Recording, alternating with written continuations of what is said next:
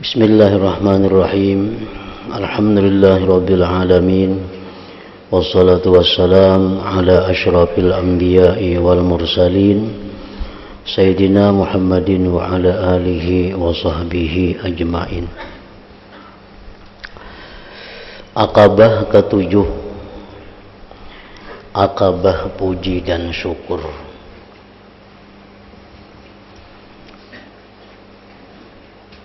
Aqabah yang terakhir, jalan yang ditempuh oleh seseorang yang beribadah kepada Allah. Terakhir yang ditempuh itu adalah jalan puji dan syukur kepada Allah.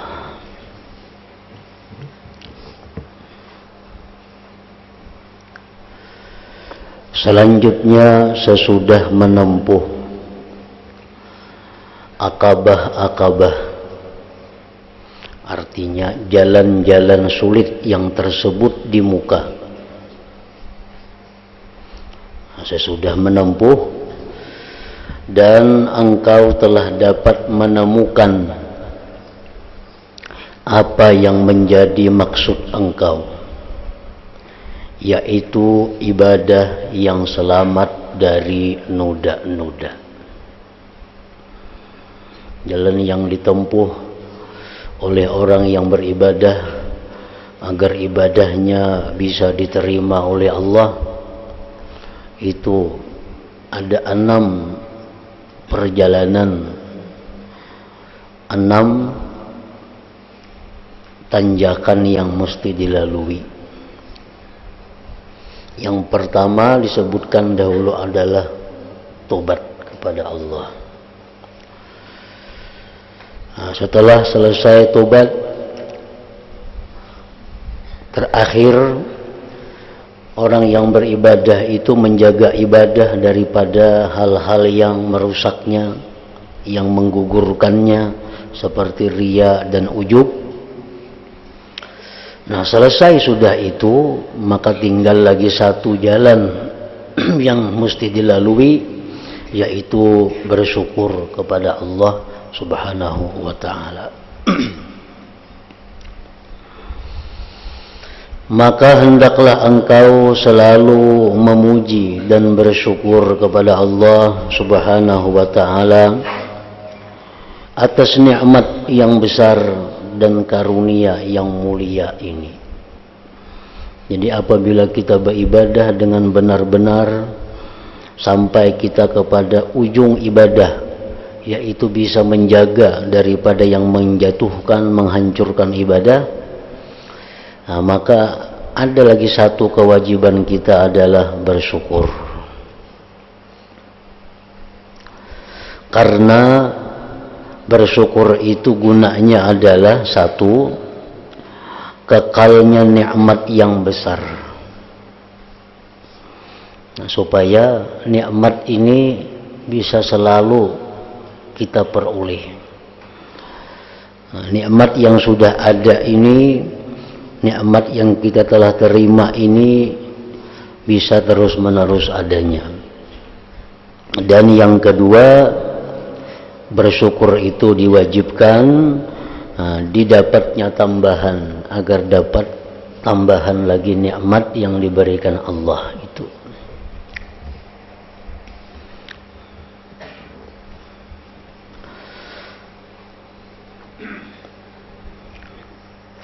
Kekalnya nikmat karena bersyukur, kekekalan nikmat karena bersyukur merupakan tali nikmat. Ini secara umum, baik itu nikmat harta, baik itu nikmat ilmu, baik itu nikmat ibadah.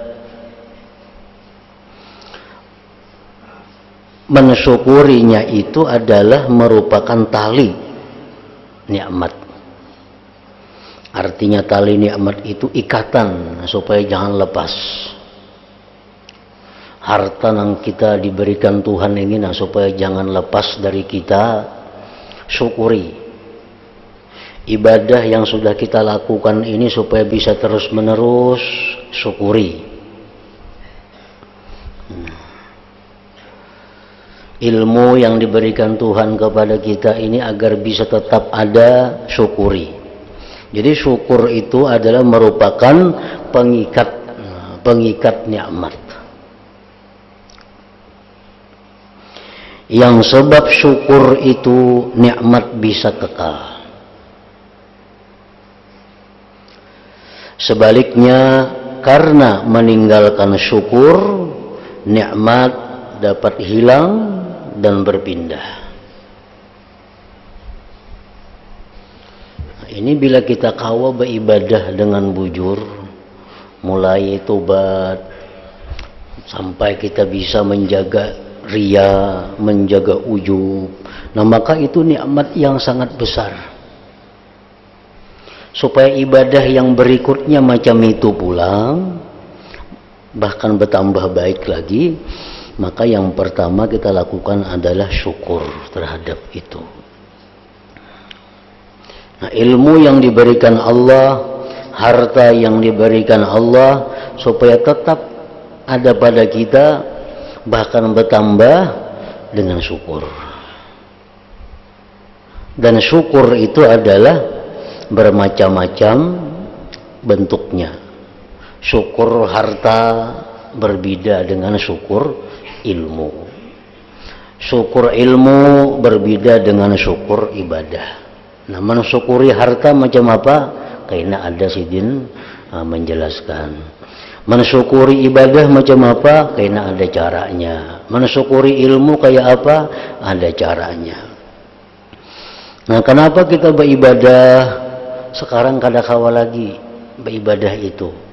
Mungkin penyebabnya adalah kita kada mensyukuri dahulu itu waktu mampu melakukan ibadah tadi. Andai kata dia syukur, maka nikmat ibadah itu diikat dengan kita. Allah Subhanahu wa ta'ala berfirman, "Innallaha la yughayyiru ma biqaumin hatta yughayyiru ma bi anfusihim." Artinya Allah Ta'ala tidak merubah apa yang ada pada suatu kaum sampai kaum itu mau merubah apa yang ada pada diri mereka. Kenapa orang dulunya ahli ibadat sekarang kada kawa lagi beribadat?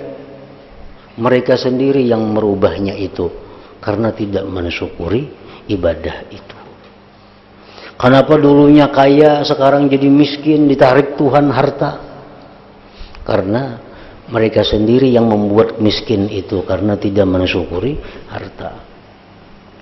Kenapa orang yang punya ilmu, yang banyak diberi Tuhan ilmu, tapi ilmunya kada bermanfaat? Ilmunya kada bisa bermanfaat untuk dirinya, ilmunya kada bermanfaat untuk orang lain, karena mereka sendiri yang membuat demikian, karena tidak mensyukuri ilmu yang diberikan itu. Jadi syukur ini adalah salah satu kewajiban bagi setiap orang-orang yang beriman kepada Allah. Dan Allah Ta'ala berfirman, "Fakafarat bi'an'umillah fa'adzaqaha Allah libasal ju' wal khawf bima kanu yasna'un." Artinya lalu penduduk negeri itu mengingkari nikmat Allah, maka Allah merasakan kepada mereka selubung lapar dan takut sebab apa yang mereka perbuat. Negeri yang dulunya makmur, yang dulunya serba nyaman, sekarang serba sulit. Mencari duitnya sulit, mencari makanannya sulit, mencari kebutuhan hidup sulit. Padahal dahulu nyaman. Nah, itu karena apa? Karena mereka kada mensyukuri terhadap kenyamanan yang diberikan Allah dahulu itu. Dan Allah Subhanahu wa ta'ala berfirman, "Ma yaf'alullah bi'azabikum in syakartum wa amantum."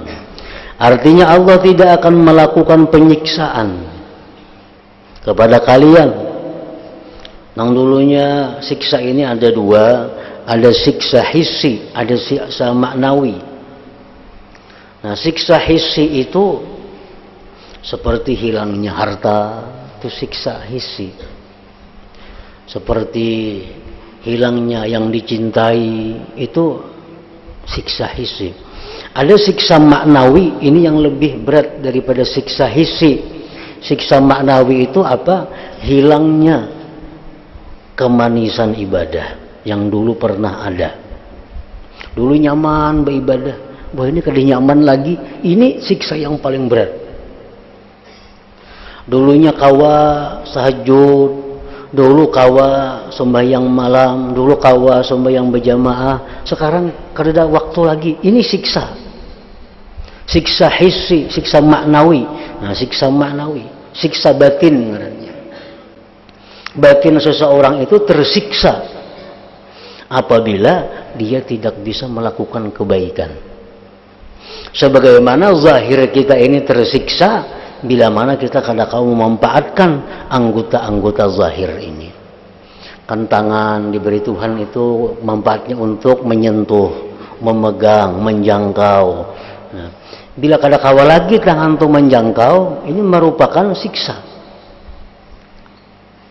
Siksa zahir. Kemanfaatan tangan kada ada lagi. Nah, manfaatnya batin itu adalah berbuat kebaikan. Berbuat kebaikan. Apabila batin kita ini sudah kada mampu berbuat kebaikan, itu berarti ada mengalami penyiksaan batin itu.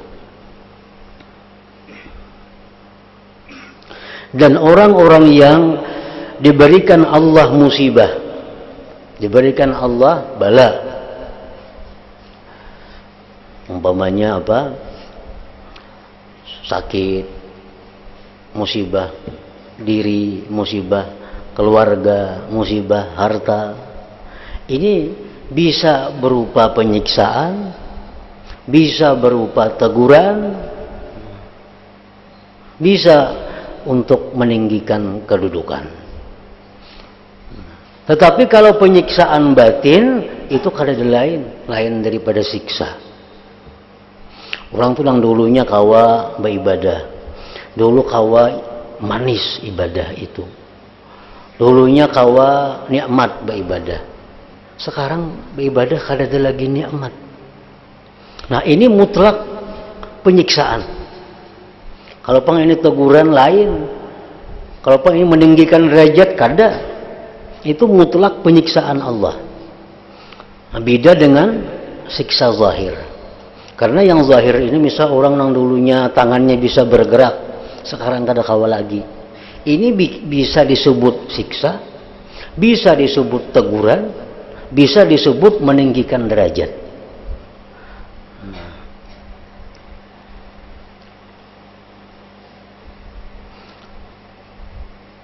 Hal-hal yang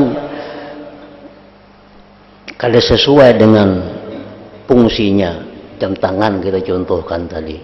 Nah, ini kada kawa lagi kita mengambil sesuatu dengan tangan, memegang kada kawa lagi. Ini bisa siksa. Kenapa disiksa tangan ini? Karena tangan ini sudah sering kali berbuat maksiat kepada Allah. Dan sudah ditegur berapa kali kada mampan. Akhirnya apa? Nah, tangannya kada berfungsi. Nah, itu siksa dari Allah. Ada teguran. Orang yang tangannya dulu baik, sekarang tangannya kada baik lagi. Ini bukan siksa, ini teguran.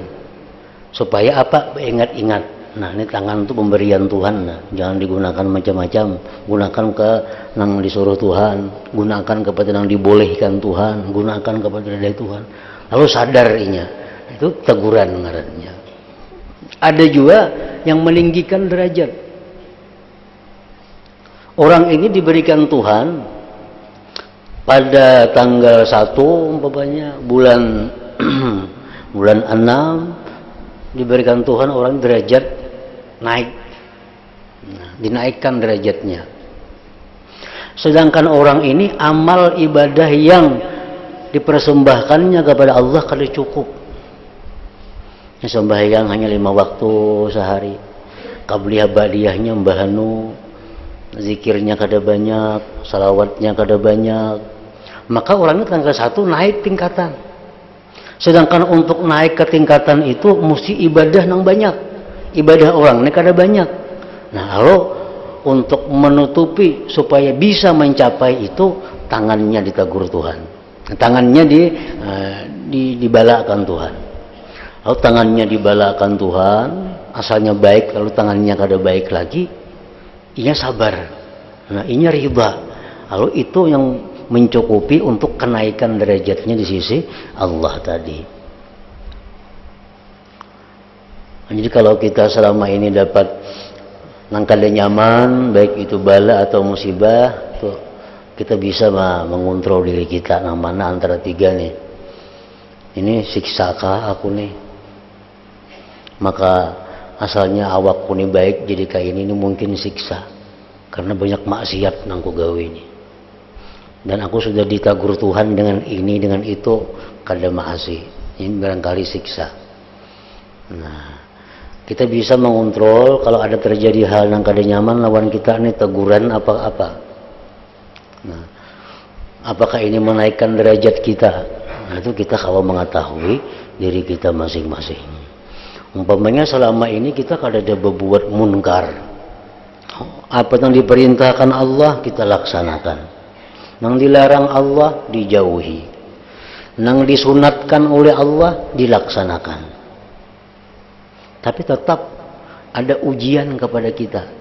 Nah, ini kita bisa menyimpulkan ini Allah akan menaikkan derajat, akan menaikkan tingkatan dengan sebab ini. Nah, itu membuat kita sabar dan ridha kepada itu.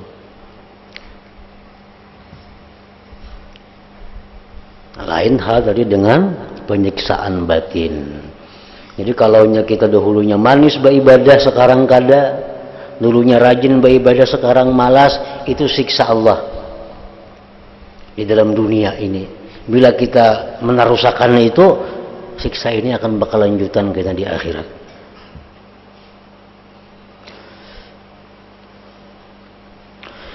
Ma yaf'alullah bi'adzabikum in syakartum wa amantum. Allah tidak akan melakukan penyiksaan kepada kalian jika kalian bersyukur dan beriman.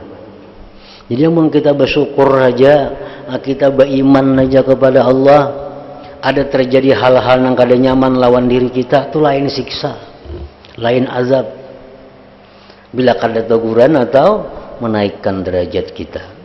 Tapi pun kita selama ini kada syukur, nah, ada hal-hal yang kada nyaman, itu bisa siksa, bisa siksa. Nah, kayaknya musannif ini akan menjelaskan kayak apa nangaran syukur itu. Syukur harta kayak apa, syukur ilmu itu kayak apa, syukur ibadah kayak apa. Dan Nabi Muhammad sallallahu alaihi wasallam bersabda, innalin ni'ami awabida ka awabidil wahsyi faqayyiduha bisyukri. Artinya nikmat Allah itu ada yang liar seperti keliaran binatang buas. Karena itu ikatlah dengan syukur kepada Allah. Nikmat ini liar. Bila kita kada ikat, dia akan lari.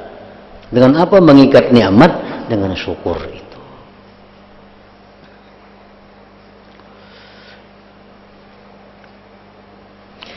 Adapun didapatnya tambahan, jadi syukur tadi fungsinya bukan hanya mengikat nikmat yang ada, tetapi syukur itu juga menambah.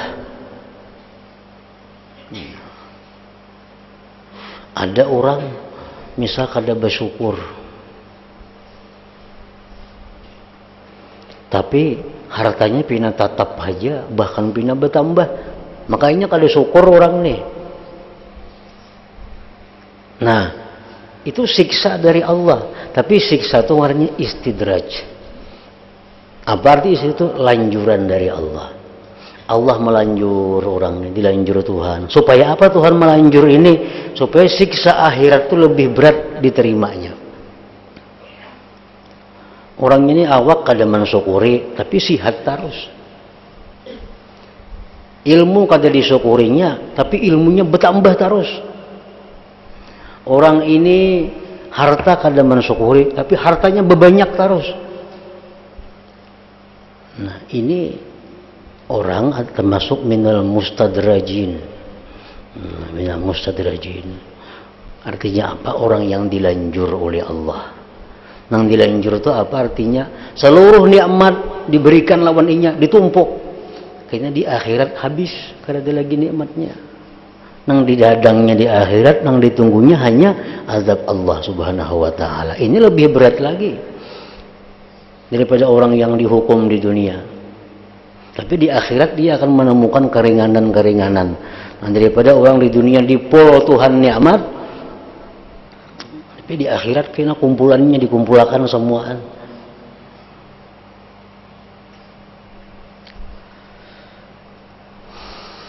Adapun didapatnya tambahan adalah karena syukur merupakan pengikat nikmat, berarti syukur itu menimbulkan tambahan.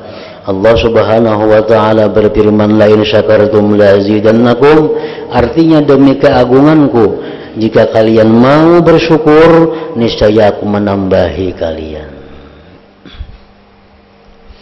Dan firman-Nya walladzina tadau zadahum huda, artinya orang-orang yang mau mengambil petunjuk pasti ditambahi petunjuk oleh Allah. Walladzina jahadu bina lanahdiyannahum subulana, artinya orang-orang yang berjuang demi mengagungkanku tentu aku tunjukkan kepada mereka jalanku. Itu dalil-dalil Al-Quran yang mengatakan bahwa bila bersyukur itu ditambah oleh Allah.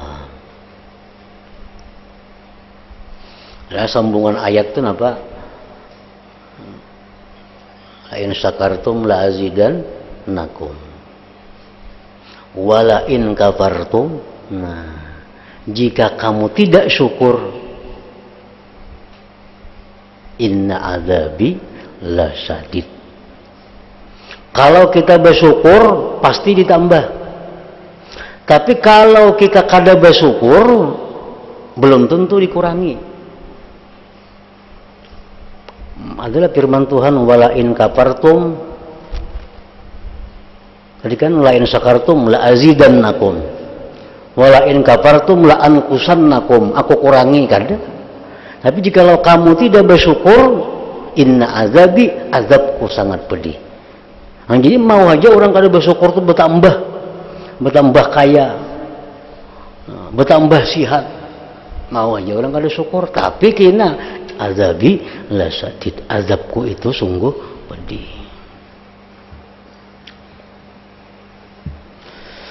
Majikan yang bijaksana apabila melihat budaknya benar-benar telah memenuhi apa yang telah menjadi hak nikmat, tentu akan memberi nikmat lain dan mengetahui bahwa orang yang diberi adalah orang yang ahli menerima. Sebaliknya kalau budak itu tidak memenuhi hak nikmat, pasti majikan memutuskan nikmatnya dari budak itu. Itu perbandingannya. Orang diberi Tuhan, diberi majikannya nikmat, nya bisa mengelola nikmat itu.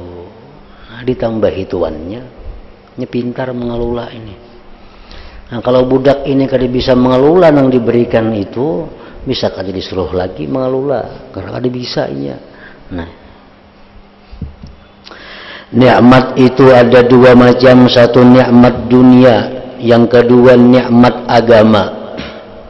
Nikmat dunia ada dua macam pulang, satu nikmat berupa manfaat, yaitu jika Allah memberi engkau kemaslahatan dan kemanfaatan. Allah memberikan engkau kemaslahatan, kepatutan. Allah memberi engkau kemanfaatan.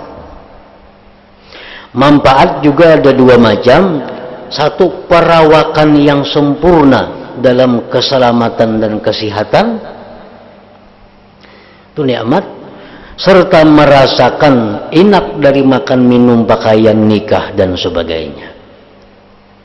Dua, nikmat yang berupa tertolaknya bencana, yaitu Allah menyingkirkan berbagai kerusakan dan kemudaratan dari diri Anda. Nah, itu nikmat dunia. Nikmat penolakan dari bala bencana ini pun ada dua macam. Satu ada pada badan, yakni penyelamatan Allah dari kelumpuhan badan serta semua afat dan penyakit badan. Dua, menolak perkara yang menyebabkan engkau mengalami mudarat berupa berbagai halangan atau perkara yang menuju engkau dengan kejelikan dari manusia atau binatang buas atau binatang melata dan sebagainya. Semua yang tersebut di atas adalah nikmat dunia ngarannya. Jadi nikmat dunia ada dua macam. Nikmat yang berupa manfaat. Dua macam pulang manfaat ini. Diberikan Allah perawakan yang sempurna dan kesehatan. Itu nikmat dunia. Yang kedua, diberi Allah merasakan nyaman, makan, minum dan sebagainya. Nah, yang kedua nikmat dunia adalah nikmat berupa tertolaknya bencana. Ini pun dua macam juga. Bisa nikmat tertolaknya bencana ini pada badan seperti lumpuh dan sebagainya. Dan yang kedua, nikmat kita dijaga daripada dimudaratkan orang, disihir orang, diganggu orang dan sebagainya. Nah, semua itu adalah nikmat-nikmat duniawi ngarannya. Dan adapun nikmat agama ada dua macam pula, yaitu nikmat berupa pertolongan Allah dan nikmat berupa penjagaan Allah. Itu nikmat agama. Pertama, kita ditolong Allah. Kawa melakukan kebaikan, kawa melakukan taat. Itu nikmat pertolongan. Yang kedua, penjagaan Allah. Artinya apa? Kita dijaga oleh Tuhan kada melakukan maksiat-maksiat. Kalaupun melakukan maksiat juga, kita dijaga Tuhan dari israr. Israr itu apa artinya? Mengekali. Mengekali maksiat. Memang orang-orang selain para nabi itu pasti melakukan maksiat. Karena hanya nabi yang maksum. Manusia-manusia ini hanya nabi itu yang maksum, yang terjaga dari dosa. Nah, selain daripada nabi itu ada berbuat dosa. Cuma yang berbuat dosa ini ada yang dipelihara Allah daripada israr. Israr itu artinya apa? Mengekali. Bila kita diberi Tuhan pertolongan sehingga kita bisa kada israr, maka itu nikmat agama. Nikmat agama. Artinya kada israr itu begitu inya melakukan maksiat, inya lakas tobat. Nah, itu ngarannya kada israr. Begitu tak melakukan maksiat, nah inya sadar, oh aku berbuat dosa, istighfar kepada Allah, minta ampun. Kalau berhubungan dengan manusia, urus dengan manusia. Nah, itu ngarannya adalah meninggalkan israr. Tapi kalau kita berbuat dosa, tapi kita kada tobat, itu ngarannya israr. Nah, ini kada dapat nikmat orang ini, ada agamanya. Jadi nikmat agama ada dua. Satu, nikmat kawa melakukan taat. Yang kedua, nikmat kawa meninggalkan maksiat, meninggalkan israr, mengekali maksiat. Kau ngaran israr itu. Kita ini pernah berbuat dosa dahulu 10 tahun yang lalu. Nah, lalu kita berbuat dosa 10 tahun yang lalu. Sekarang kita berbaik, sembahyang, nuntut ilmu, apa segala macam. Tapi kita kada pernah menyesali dosa itu. Itu israr ngarannya. Walaupun kita sudah baik 10 tahun. Jadi dosa itu mesti disesali. Apabila kita ada meninggalkan menyesali satu dosa dari sekian banyak dosa kita, itu israr ngarannya. Arti israr apa? Bakapanjangan dosa terus menerus, artinya lawan kita. Nah, termasuk israr. Amunnya orang ini misalnya berbuat dosa, terus menerus berbuat dosa sampai 10 tahun. Nah, kita ambil contoh misalnya, perempuannya 10 tahun sudah kada mau bakar udung adanya, ke pasar kada bakar udung, ke kantor kada bakar udung, ke undangan kada bakar udung, berpuluh-puluh tahun dah. Ini israr namanya, mengekali dosa. Dan dosa itu bila dikekali jadi besar, walaupun dulunya dosa kecil, tapi amun dikekali hari-hari jadi dosa besar. Itu israr. Nah, yang kedua, ini perempuan contohnya inya kada bakar udung, membuka aurat. Tapi karenanya mendengar pengajian, lalunya bakar udung. Nah, bakar udung. Tapi inya kada pernah menyesali dahulu tuh kada bakar udung, kada pernah disesalinya. Berubah sikap aja. Dulu bakar udung, kada bakar udung, sekarang bakar udung, berjilbab. Tapi nya kada pernah menyesal nang kada bakar udung bahari itu. Israr juga ini ngarannya. Israr juga. Nah, nang ketiga, nang ngaran israr itu, ini kita berbuat dosa, disesali, terhapus dosa itu, berjalan 10 tahun, keingatan 10 tahun kemudian bahwa kita tuh pernah berbuat dosa. Waktu kita ingat itu kita merasa rami, waktu ingat tuh kita merasa nyaman. Ini israr juga ngarannya.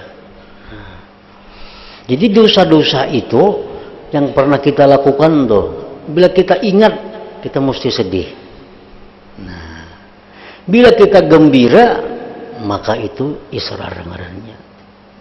Itu bisa merombak tobat yang sudah ada. Jadi sekali menyesal itu sampai mati menyesalnya. Dahulu pernah 10 tahun yang lalu pernah permainan Manang 10 juta, permainan di Manang 10 juta. Tobat dari permainan. Ada aturan tobatnya permainan itu ada. Orang tobat permainan kada sama lawan tobat orang nang maling, kada sama lawan tobat orang bajina. Ada tobatnya permainan itu. Tobat sudahnya dengan syarat-syaratnya cukup. Nah, diampuni Tuhan. Asa bujur-bujur tobat diampuni. 10 tahun kemudian baik sudah kelakuan nih.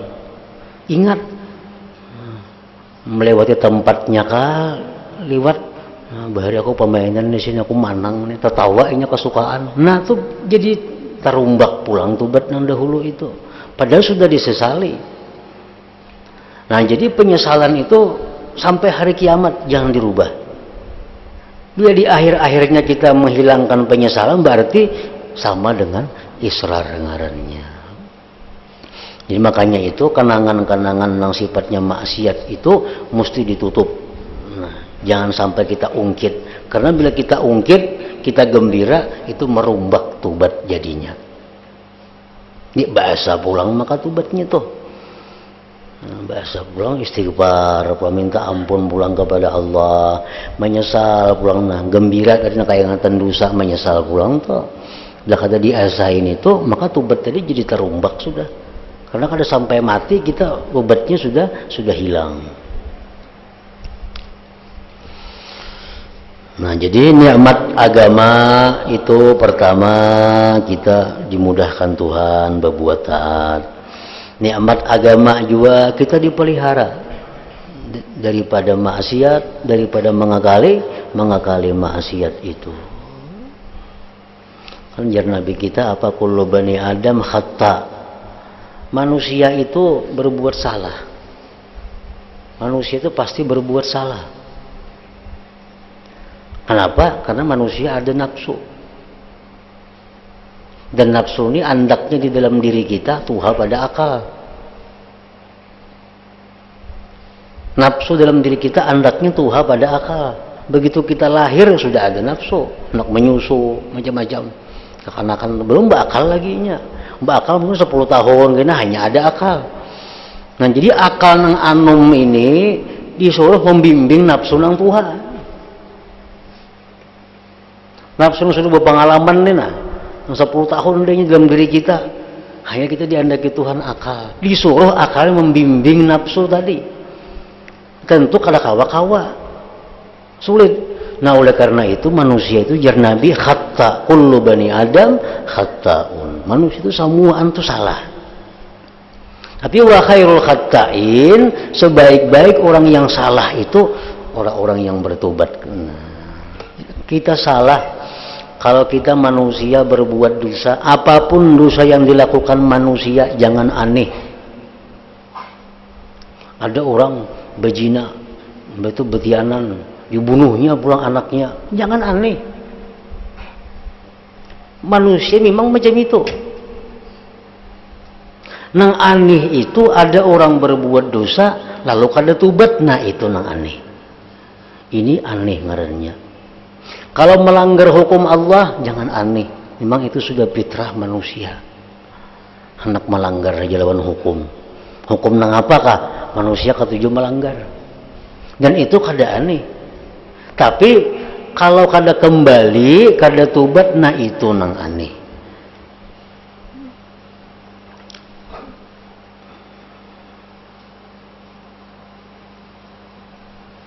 Kayak pemarah.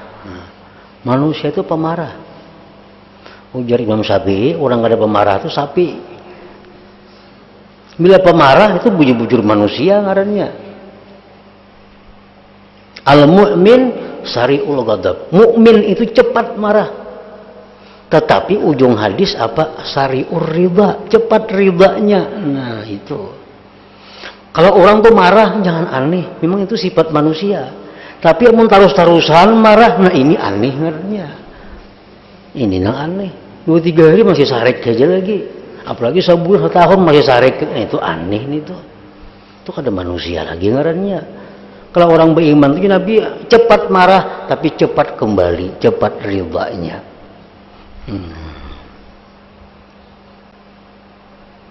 Si anu tuh penyarikan bener ya, biasa aja nih tuh.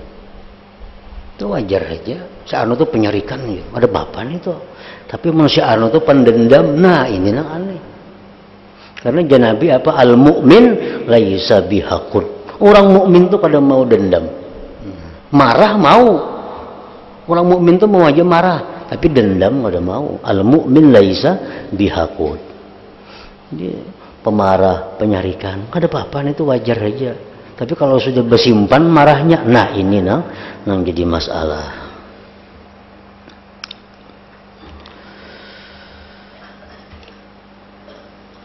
Nah hingga situ dahulu. Dan ada pun nikmat agama ada 2 macam tadi.